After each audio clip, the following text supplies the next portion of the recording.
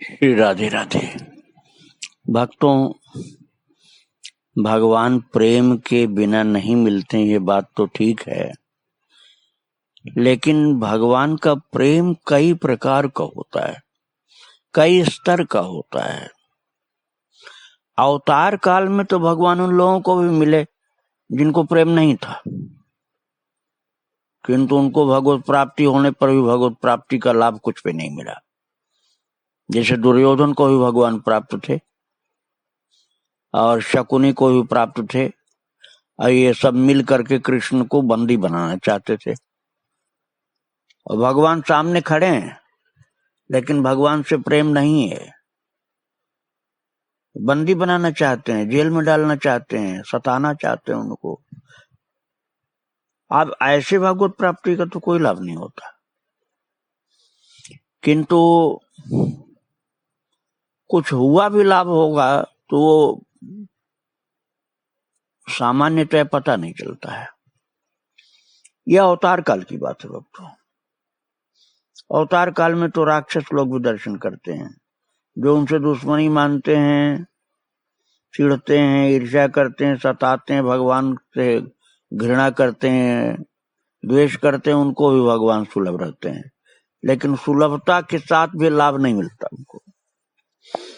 किंतु अवतार काल जब नहीं रहता है, तब भगवान की प्राप्ति भगवान के प्रेम से, भगवान की कृपा से, गुरु कृपा से ही होती है। किंतु टीला जी का चरित्र जो आप सुन रहे थे, कल मैंने सुनाया था और दूसरा भाग आज सुना रहा हूं, उसमें आपने सुना था कि भगवान हनुमान जी ने बतलाया था कि उस टीला पर तुम भजन करो। तो भजन किया तो टीला जी को भगवान की प्राप्ति हो गई। और उन्होंने कहा, मांगो बेटा, मैं तुम्हारे ऊपर प्रसन्न हूं। तो टीला जी ने मांगा था कि मुझे गुरुदेव की प्राप्ति नहीं हुई है, आप कृपा करें तो मुझे गुरु की प्राप्ति हो जाए। तो भगवान ने कहा, तुमको गुरु की खोज नहीं करनी पड़ेगी, गुरु खोजते हुए तुम्हारे पास आएंगे। और महाराज संत श्री कृष्णदास पयहारी, जो महान सिद्ध पुरुष थे और भगवान रामानंदाचार्य के नाती चेला थे, वो स्वयं आए और एक बंध्या गाय को दिखलाया कि उसका दूध निकाल के लाओ, और हाथ थन में लगाते ही दूध निकलने लगा बंध्या गाय के, और उसको पान किया श्री कृष्णदास पयहारी ने और प्रसाद दिया शिष्य टीला जी को। आपने कल सुना था। उसके पश्चात फिर दीक्षा दी, शिष्य को दीक्षा दी, जो शिष्य को भगवान पहले मिल चुके हैं। और भक्तों, अब एक अंतर पहले के प्रेम और उस प्रेम में हुआ। गुरु के द्वारा दिए हुए भगवत प्रेम में एक अंतर पहले से यह हुआ कि भगवान का जो प्रेम उनको था, जिसके कारण प्रभु ने कृपा की थी, अब राम नाम की रसमयी सेवा का उपदेश किया गुरुदेव ने। रसमयी सेवा का, राम नाम का उपदेश किया, प्रेम का रस और उससे भरपूर सेवा। महाराज, उसी समय से उनके हृदय में अलौकिक भगवत प्रेम की एक नई लहर दौड़ पड़ी। एक नई लहर भगवत प्रेम की, अलौकिक भगवत प्रेम की उनके हृदय में प्रकट होने लगी। और गुरुदेव तो ये बोल करके कि बेटा टीला, तुमको विवाह करना है, मेरी आज्ञा है, ये बोल के अंतर्धान हो गए थे। और गुरुदेव ने दीक्षा दे करके जो उनको आशीर्वाद दिया श्री कृष्णदास पयहारी ने, मैं आपको एक बार बता चुका हूँ, श्री कृष्णदास पयहारी ने वैष्णो देवी माता को अपनी शिष्या बनाया था। वो स्वयं बनी थी, उन्होंने कहा था मुझे दीक्षा दो। वो कथा अलग है, मैं उसको पहले सुना चुका हूँ। तो ऐसे सिद्ध पुरुष थे, और जब उनकी कृपा हुई दीक्षा के माध्यम से, तब इनके हृदय में, टीला जी के हृदय में अलौकिक भगवत प्रेम रस की एक नई लहर दौड़ने लगी। सारी सिद्धियां अपने आप सुलभ हो गई। एक परम सिद्ध संत के रूप में उनकी ख्याति हो गई। सिद्धियों से कोई लौकिक प्रयोग नहीं होता था, संत और भगवंत की सेवा होती थी। अब टीला जी के गुरुदेव श्री कृष्णदास पयहारी की आज्ञा से विवाह हुआ। टीला जी ने विवाह किया, गुरु की आज्ञा थी। इसीलिए उनकी दो परंपराएं चली, एक तो शिष्य वाली परंपरा विरक्त की और एक गृहस्थ वाली परंपरा भी चली। उनकी एक कन्या और एक पुत्र और 4 पौत्र हुए, नाती। कहीं पौत्र पोता कहा जाता, कहीं नाती कहा जाता, जो सभी भगवत भक्त और संत से भी हुए महाराज। सभी के विषय में यहाँ तक कि नाभादास जी ने भी चर्चा की है। और उनकी पुत्री लाड़ाबाई श्री खेम जी को ब्याही गई। खेम जी भी महान भक्त हुए, बहुत महान भक्त हुए। और टीला जी के पुत्र श्री परमानंद दास जी बड़े संत सेवी सिद्ध महापुरुष हुए। और उनका ऐसा वर्णन मिलता है कि एक बार अकाल पड़ा, टीला जी के पुत्र परमानंद दास जी के टाइम पर अकाल पड़ा, भयंकर अकाल पड़ा, तो गांव के लोग भूखों मरने लगे। तब उन्होंने भगवान की कृपा की शक्ति के योग बल से एक ऐसे अनाज के भंडार का सृजन कर दिया, एक ऐसे विशाल अनाज के भंडार की सृष्टि कर दी, जिसमें से निकाल निकाल करके अगल बगल के सब गांव के लोग भोजन के लिए अन्न ले जाते रहे। तमाम गांवों के लोग आते थे और जो अनाज का भंडार बना दिया था परमानंद दास जी ने, टीला जी के पुत्र ने, भगवत कृपा की शक्ति के द्वारा, उससे सब लोग अनाज निकालते रहे, और कम नहीं पड़ता था, चाहे जितना निकाल करके ले जाएं। अकाल पीड़ित जनता के लिए प्राणदाता बन गए थे भक्तों। जनता अनाज लेकर के जाती रही और परमानंद की जय जयकार सब लोग करते रहे, और परमानंद जी भगवान की जय जयकार करते रहे। ये परमानंद जी के 4 पुत्र हुए, जोगीदास, हरिदास, ध्यानदास और केशवदास। ये लोग भी सब के सब भगवान के सच्चे उच्च कोटि के भक्त थे। टीला जी कुछ दिन खोरी में रहे, जो जयपुर क्षेत्र के शाहपुरा के पास है, और विक्रमी संवत 1602 में मनोहरपुरा के राव लूणकरण जी ने उन्हें 400 बीघा भूमि भेंट की थी, जिसके पट्टे और सनदें खोरी में आज भी बताते हैं सुरक्षित हैं। और यहीं पर परमानंद दास जी की छतरी है। परमानंद जी के पुत्र श्री केशवदास जी का जन्म भी यहीं हुआ था। अब ये सब दैवी संतान थी, साधारण संतान नहीं थी भक्तों ये। और परमानंद दास जी के पुत्र जोगीदास जी के चमत्कारों से प्रभावित होकर के बादशाह ने उनको जागीर दी थी। उन्होंने खेलड़ा में एक मंदिर बनवाया, जिसमें उनके वंशज आज भी पुजारी हैं महाराज। और टीला जी की भक्ति पर काव्य रचनाएं भी भक्तों को सुलभ होती हैं, मिलती हैं। टीला जी के विरक्त शिष्यों में श्री लाहा जी खाती और त्योला जी लोहार प्रसिद्ध हैं। मैंने अभी पहले उनके वंश के भक्तों की बात आपको सुनाई, पुत्र पौत्रादि की। अब मैं उनके विरक्त शिष्यों की बात आपको सुना रहा हूँ। तो टीला जी को जो उनके दीक्षा प्राप्त विरक्त शिष्य हुए, उनमें से 2 बड़े प्रसिद्ध हुए, एक लाहा जी और दूसरे त्योला जी। लाहा जी अरनिया ग्राम में स्थित टीला जी की गद्दी पर विराजे, और अरशिया ग्राम से 3 कोस दूर खोरा ग्राम में उनकी गुफा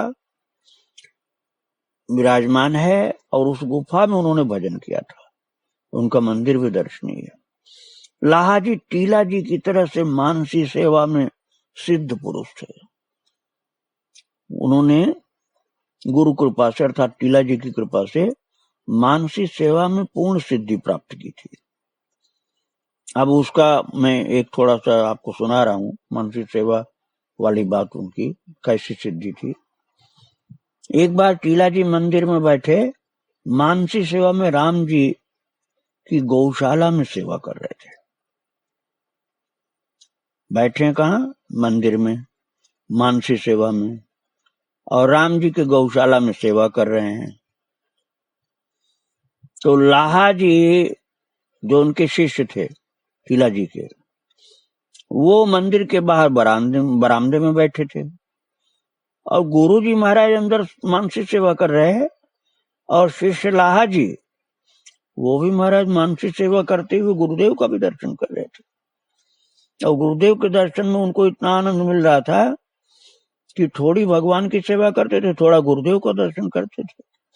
उसी समय उनका एक सेवक आया और लाहा जी से पूछा, गुरुदेव कहाँ हैं? टीला जी के शिष्य थे लाहा जी। उनसे पूछा गुरुदेव कहाँ है। एक शिष्य जो आया था, सेवक जो आया था, उसने पूछा। तो लाहा जी ने कहा नहीं बताऊंगा। तो सेवक जो था मंदिर के भीतर गया तो टीला जी को ध्यान में बैठे देखा था। वे ध्यान जब करके उठे तब उस आए हुए सेवक ने लाहा जी के अशिष्ट व्यवहार की शिकायत की कि आपका शिष्य जो है ऐसे बोल रहा था कि मैं नहीं बताऊंगा गुरु जी कहाँ। तो टीला जी ने लाहा जी से पूछा, बेटा सेवक ने जब तुमसे मेरे बारे में पूछा मैं कहाँ हूं, तब तुमने बताया क्यों नहीं? बड़ी शांति से गुरु जी ने पूछा। लाहा जी ने कहा, गुरुदेव आप उस समय शरीर से तो मंदिर में थे और मन से गौशाला में थे। गौशाला में मन से राम जी की सेवा कर रहे थे और शरीर से उसमें मंदिर में थे। तो मैं शरीर को बताता तो मंदिर में बताता, और आप मन से तो गौशाला में राम जी की सेवा कर रहे थे। वो ज्यादा सत्य बात मुझे लग रही थी। अब मैं सोच नहीं पाया कि मैं क्या बताऊं, गौशाला में बताऊं कि मंदिर में बताऊं, इसलिए मैंने कह दिया मैं नहीं बताऊंगा। तो टीला जी जो गुरुदेव थे लाहा जी के, लाहा जी से अपनी मानसी सेवा के रहस्य की बात सुनकर बड़े प्रसन्न हुए और उन्हें हृदय से लगाकर आशीर्वाद दिया कि बेटा मैं मानसी सेवा में कहा क्या कर रहा हूं ये तुझे पूरा पूरा दिखलाई पड़ता है। तो गुरु का चरण पकड़कर लाहा जी ने कहा, गुरुदेव आपकी कृपा से मुझे दिखलाई पड़ता रहता है कि आप शरीर से कहाँ हैं और मन से आप कहाँ हैं। तो मन से आप भगवान की सेवा में मंदिर के अंदर नहीं थे, गौशाला में राम जी की सेवा कर रहे थे, इसलिए मैं नहीं बता पाया, मुझे आप क्षमा कर दें। बोले बेटा कोई गलती नहीं तुमने किया, क्षमा मांगने की जरूरत ही नहीं। तुमने मेरे दोनों स्वरूप का दर्शन किया, शरीर के और मन के दोनों स्वरूप का दर्शन किया, इसलिए नहीं बताया, तो कोई बात नहीं। ये मैंने लाहा जी की बात आपको सुनाई। ये इनके विरक्त शिष्य थे टीला जी के। और महाराज एक इनसे भी विलक्षण विरक्त शिष्य थे, वो भी विरक्त संत थे टीला जी के शिष्य, और उनका नाम था तेवला जी। और तेवला जी जो थे बड़े सच्चे ऊंचे राम भक्त थे, और आपको आश्चर्य होगा कि राम जी से ज्यादा भक्ति संतों की करते थे। राम तो भगवान है तो उनके तो भक्त थे ही, उनकी सेवा तो करते ही थे, मानसी सेवा ज्यादा करते थे, मंदिर में भी करते थे। और ये भगवान से भी ज्यादा वो संतों को अपना इष्ट मानते थे। संतों की सेवा में तो भगवान की सेवा से ज्यादा समय देते थे। भगवान से कह देते थे कि प्रभु आपके जो संत हैं आपके प्रिय हैं, इसलिए उनकी सेवा करने में मुझे ज्यादा आनंद आता है। तो संतों की सेवा भगवान से भी ज्यादा करते थे। अब आप बड़ी सावधानी से सुनिए क्या लीला, भगवान कितने खुश होते थे। संतों की सेवा, मैंने बतलाया कि संतों की सेवा टीला जी के विरक्त शिष्य तेवला जी भगवान श्री राम से भी ज्यादा करते थे।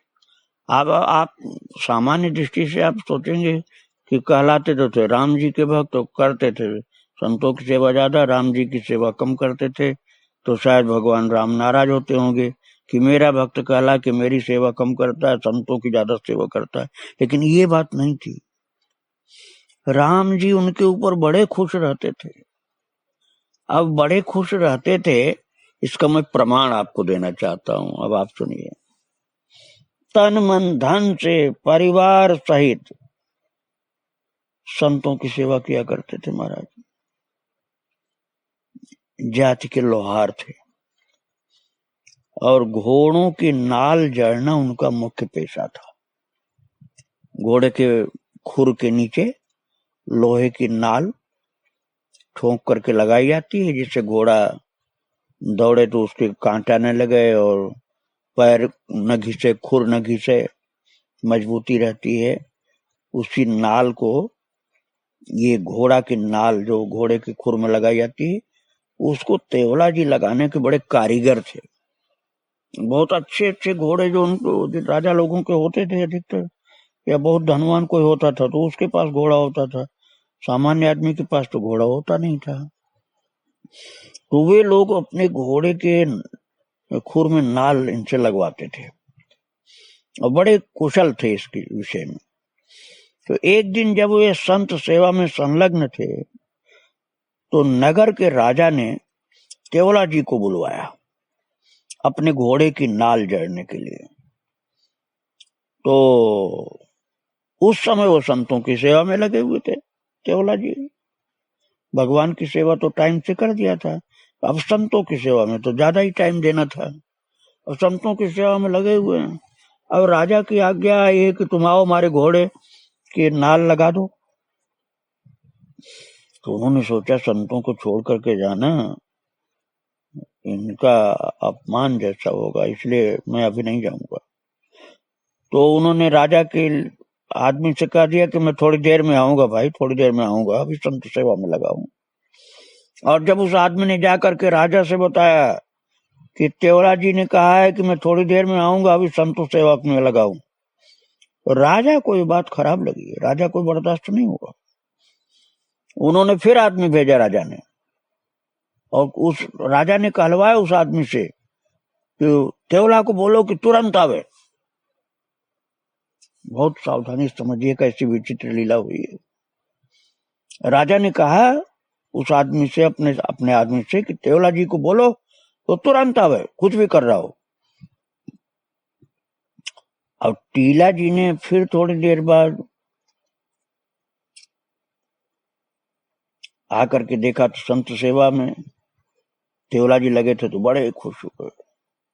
हाँ बेटा ठीक है, सेवा करो तुम। टीला जी तो चले गए आशीर्वाद देकर, लेकिन तेवला जी ने, जो राजा का सेवक दोबारा आया था, उसको ये कह दिया कि थोड़ी देर बाद आऊंगा, अभी मैं संत सेवा कर रहा हूं। महाराज जब दूसरी बार भी वो सेवक लौट के चला गया, तब राजा को बड़ा जोर का गुस्सा आया। उसने सिपाहियों से कहा तेवला को पकड़ लाओ और मार लगाओ। और राजा ने ज्यों ये कहा था तेवला को पकड़ लाओ और मार लगाओ, और राजा के कहते ही भक्तों एक विचित्र लीला हुई। जो उनके आराध्य थे तेवला जी के, भगवान श्री राम रघुनाथ जी, उन्होंने तेवला का रूप धारण कर लिया और हाथ में नाल, घोड़े की नाल और हथौड़ी, जिसके द्वारा वो ठोंक करके नाल को लगाते हैं घोड़े के खुर में, प्रभु ने, भगवान स्वयं श्री राम जी ने तेवला का रूप धारण किया, हाथ में हथौड़ी, नाल, ये सब ले करके वहां पहुंच गए, राजा के सामने तुरंत पहुंच गए। सिपाहियों को कहा था राजा ने कि तेवला को पकड़ लाओ और मार लगाओ, तो अभी सिपाही चल भी नहीं पाए थे, वहां से पकड़ने के लिए भी चल भी नहीं पाए थे, तब तक वो पहुंच गए। भगवान ही थे तो भगवान को पहुंचने में कितना टाइम लगता है, तो जहां चाहे तुरंत पहुंचे। तो भगवान तेवला का रूप धारण करके नाल, हथौड़ी ये सब लेकर सामने खड़े, राजा के सामने, और जाते ही हाथ जोड़कर भगवान बोल रहे हैं, भक्तों क्या लीला भगवान ने की है। भगवान हाथ जोड़ करके तेवला का रूप धारण किए खड़े हैं राजा के सामने, और भगवान हाथ जोड़कर कह रहे हैं सरकार की जय हो। सरकार, मैं संत सेवा में व्यस्त था, इसलिए आने में थोड़ा सा विलंब हुआ, मेरा अपराध क्षमा करें।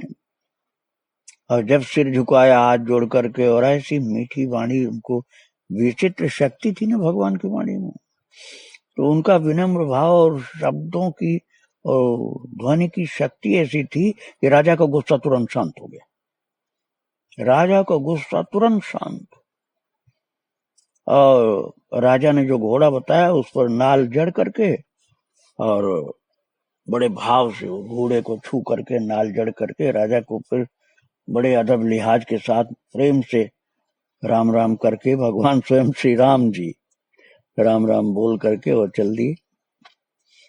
अब फिर उसके एक आध घंटा बाद, राम जी के भगवान के जाने के बाद एक आध घंटे बाद लाहा जी हाथ जोड़ते भागे आए और कह रहे हैं, आंखों में आंसू भरे हुए, सरकार क्षमा करें, मुझे बहुत देर हो गई, सरकार क्षमा करें, क्या करें, संतों की सेवा करनी जरूरी थी, मुझे माफ कर दीजिए, क्या करूं, कुछ संत आ गए थे महाराज, उनकी सेवा में लगा था, इसलिए मैं नहीं आ पाया। अब वो राजा बोला, क्या कह रहा है तेवला, अभी तो गया नाल लगा करके, अभी तो तुम्हें आए थे हथौड़ी नाल सब लेकर के लगा के गए घोड़े को। तो अब तेवला ने कहा कि महाराज नाल कौन लगा गया, नाल तो मैं ही लगाता हूँ, दूसरा तो कोई नाल लगाने वाला है ही नहीं यहाँ, और कौन लगा गया नाल, सरकार कौन लगा गया नाल। तो राजा ने कहा तुम लगा गए, और कौन लगा गया, तुम ही तो आए थे अभी। अब तेवला ने कहा कि मेरे सिवा और कौन है यहाँ नाल लगाने वाला। और राजा चकित होकर के, राजा को एकदम रोमांच हो गया, राजा चकित होकर रोमांचित होकर के चौंक करके तेवला को देखा, और तेवला को देखने लगे राजा, और राजा को तेवला जी देखने लगे चकित होकर।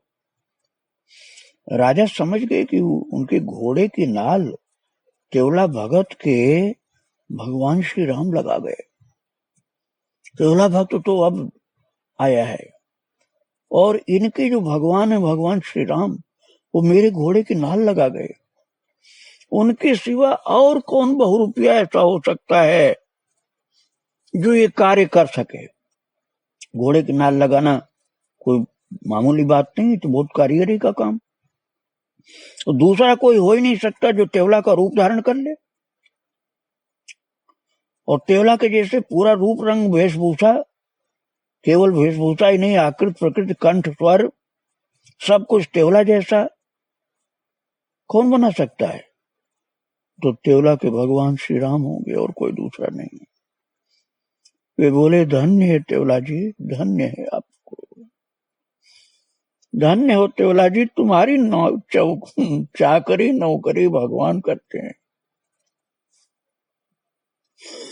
राजा भावपूर्ण हृदय से महाराज आंखों से आंसू गिराते हुए रोते हुए बोला, तेवला जी तुम धन्य हो, तुम्हारी संत सेवा भगवत सेवा धन्य है, जो आपकी चाकरी भगवान ने की।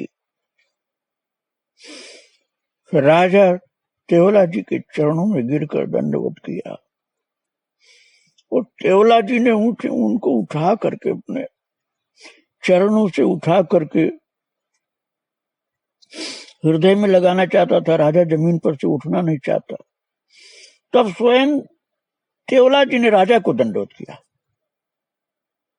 जब राजा नहीं उठे चरणों से, राजा चरणों से तेवला के उठे ही नहीं, जमीन पर पड़े रहे, तब स्वयं तेवला जी ने राजा को दंडवत किया और कहा कि महाराज धन्य आप हैं, जो आपने भगवान के दर्शन किए, और धन्य है आपका घोड़ा जिसे भगवान ने अपने हस्त कमल से स्पर्श किया। तेवला जी ने तो घोड़े को दंडवत किया, घोड़े की परिक्रमा किया, घोड़े को दंडवत किया और उसी समय से तेवला जी की परम भक्त के रूप में ख्याति हो गई कि टीला जी के शिष्य, महान संत टीला जी के शिष्य तेवला जी के ऊपर भगवान श्री राम इतने प्रसन्न हैं कि तेवला का रूप धारण करके राजा के यहाँ घोड़े की नाल लगाया। राजा भी भक्त हो गया तेवला जी का और नगर के राजा प्रजा सब उनका सम्मान करने लगे और उनके उपदेश हृदय में धारण करके धन्य हुए। ऐसे महान संत थे टीला जी, जिनके शिष्य लोग भी परम सिद्ध हुए और भगवान श्री राम उनके परम कृपालु, सदा उन पर प्रसन्न होकर प्रेम की वर्षा करते थे। टीला जी, उनके शिष्य और उनके प्रभु, इन सबको मेरा बारंबार प्रणाम। श्री राधे राधे, जय श्री राधे।